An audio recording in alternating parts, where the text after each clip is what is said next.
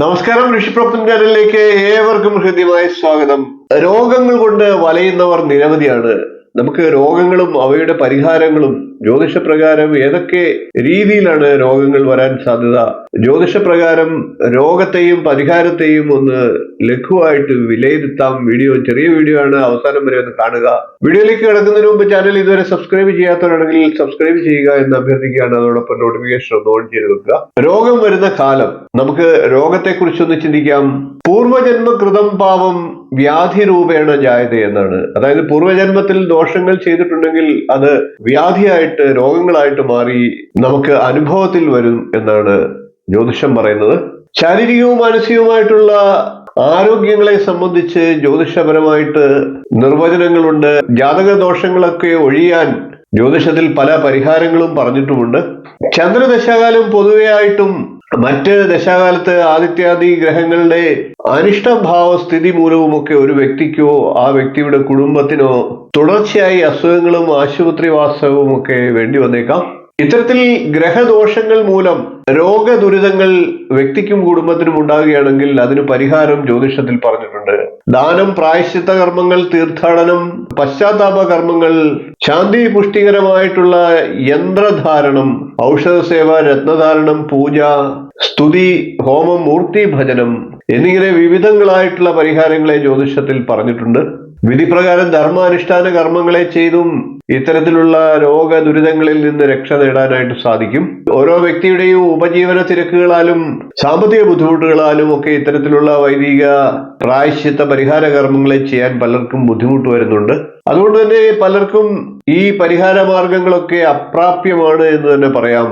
ഏത് ഗ്രഹമാണോ ദോഷസ്ഥാനത്ത് നിൽക്കുന്നത് അതിനനുസരിച്ച് ജ്യോതിഷത്തിൽ പറഞ്ഞിട്ടുള്ള പ്രകാരം പരിഹാര മാർഗങ്ങൾ ചെയ്യുമ്പോൾ ഫലപ്രാപ്തി കൂടുതലായിട്ടുണ്ടാകും. അല്ലാത്ത പക്ഷം നമുക്ക് ലഘുവായിട്ടുള്ള ക്ഷേത്രത്തിലെ വിശേഷ വഴിപാടുകളിലൂടെ നമുക്ക് പരിഹാര മാർഗങ്ങളെ കണ്ടെത്താനായിട്ട് സാധിക്കും. രോഗ ദുരിതങ്ങൾ ഉണ്ടാകുന്നതിന് കാരണം വാസ്തുദോഷം ഒരു ഘടകമാണ്.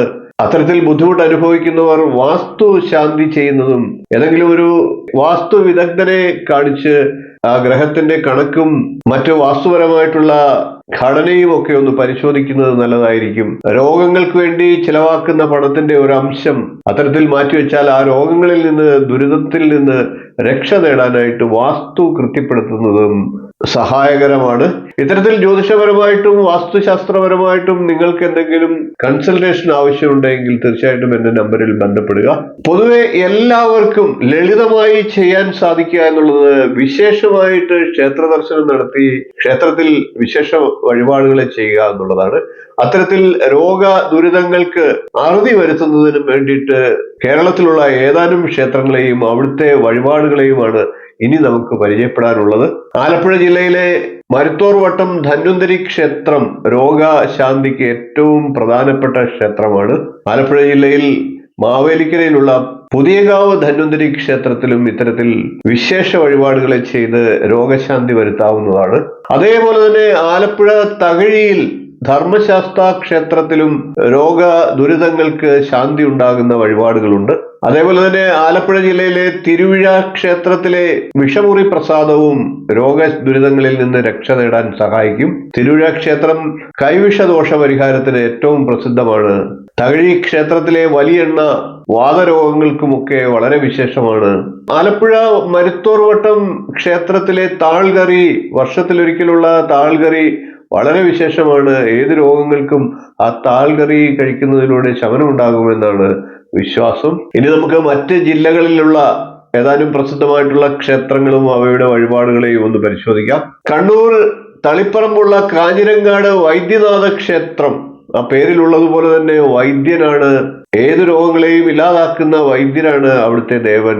അതുകൊണ്ട് തന്നെ രോഗദുരിതങ്ങളുള്ളവർക്ക് വൈദ്യനാഥ ക്ഷേത്രത്തിൽ ദർശനം നടത്തുന്നത് ആശ്വാസകരമാണ്.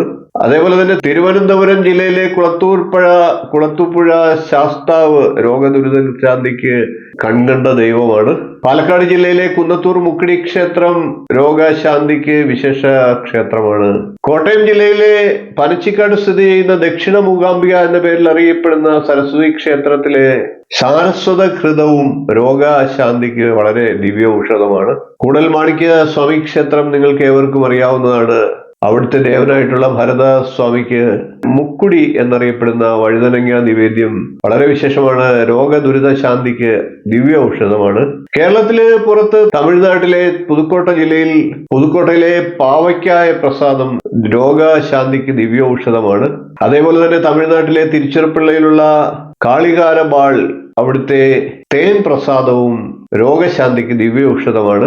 ഇത്രയും ക്ഷേത്രങ്ങളാണ് രോഗശാന്തിക്ക് സന്ദർശിക്കേണ്ടതായിട്ടുള്ളത്. അവിടുത്തെ വിശേഷ ദ്രവ്യങ്ങളും വഴിപാടുകളും പറഞ്ഞു കഴിഞ്ഞു.